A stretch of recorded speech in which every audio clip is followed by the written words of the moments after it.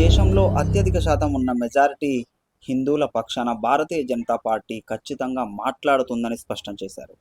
Karimnagar MP BJP జాతీయ ప్రధాన కార్యదర్శి బండి సంజయ్.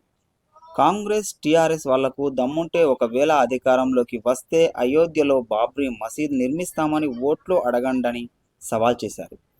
అయితే బీజేపీ ఖచ్చితంగా హిందువుల పక్షాన పోరాటం చేస్తోంది. దేశ అభివృద్ధి, సంక్షేమం అలాగే సుపరిపాలన గురించి ఆలోచిస్తోందని ఆయన స్పష్టం చేశారు. కరీంనగర్లోని జైలు వద్ద ఆయన మీడియాతో మాట్లాడారు. మేము చేస్తే మతం అవుతుంది, మీరు చేస్తే సెక్యులరిజం అవుతుందా?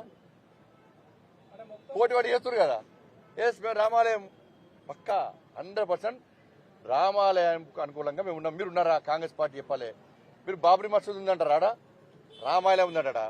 రాముడు అయోధ్యలో జన్మించానని కాంగ్రెస్ పార్టీ, బీఆర్ఎస్ పార్టీలు అంటారా? లేకపోతే బాబ్రీ మసీద్ ఉందంటారా? చెప్పండి మరి. ఆ దమ్ముందా చెప్పండి. మేము చెప్తున్నాం, రాముడి దేవాలయం మాత్రమే. అయోధ్య రాముడు, అందాల రాముడు, ఆదర్శ రాముడు, అందరి రాముడు అదే స్థలంలో జన్మించిండు. అందుకే భవ్యమైన, దివ్యమైన రామాలయ నిర్మాణాన్ని ప్రారంభించి తీరినం. మీకు దమ్ముంటే ఏం చేసుకుంటారో చేసుకోండి. చెప్పండి బయట పోయి. బీజేపీలో అయోధ్య రామందిరం కట్టిర్రు, అది బాబ్రీ మసీదు, దాన్ని కూల్చేసిర్రు, అది తప్పు, మేము వచ్చినాక మళ్ళీ బాబ్రీ మసీద్ కడతాం అని చెప్పి దమ్ము వీళ్ళకు చెప్పండి మరి. నాకు అటు కాదు ఇటు కాదు, వీళ్ళు అటు కాదు ఇటు కాదు, ద్వంద్వ విధానాలు. నేను అడుగుతున్నా, సవాల్ చేస్తున్నా కాంగ్రెస్ పార్టీ, బీఆర్ఎస్ పార్టీ.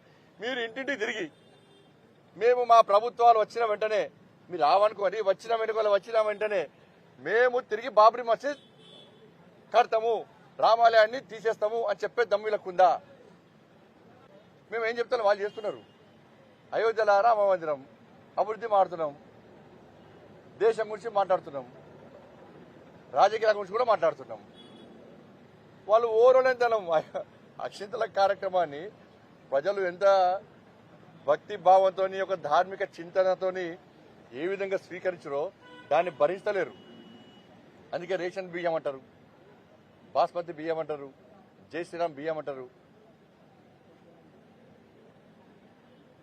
మరి దేవుని లెక్కన చూడాలి. ఇంకా బీఆర్ఎస్ పడిన వాళ్ళు నాస్తికులే, వాళ్ళు దేవుని నమ్మరు. ఇట్లా బొట్టు పెట్టుకుంటారు, గట్టిగా బొట్టు పెట్టుకుంటారు. వాళ్ళు మళ్ళీ బయటకు వస్తే మేము దేవుని కాదా, మేము బొట్టు పెట్టుకోమా, హిందువులం కాదా అంటారు. అని ఒక్కటి గుర్తుంచుకోండి. వాస్తవం ఫ్యాక్ట్ వేరే అహంకారంతో చెప్తలేను. ఈ తెలంగాణ రాష్ట్రంలో ఈ కుహనా సెక్యులర్ వాదులు అందరూ కూడా, బీఆర్ఎస్ కాంగ్రెస్ పార్టీ వాదులు అందరూ కూడా కుహనా సెక్యులర్ వాదులు. వీళ్ళు ఏ రోజు కూడా గతంలో నేను హిందువును అని చెప్పుకునే దమ్ములేని చోటలు వీళ్ళందరూ కూడా.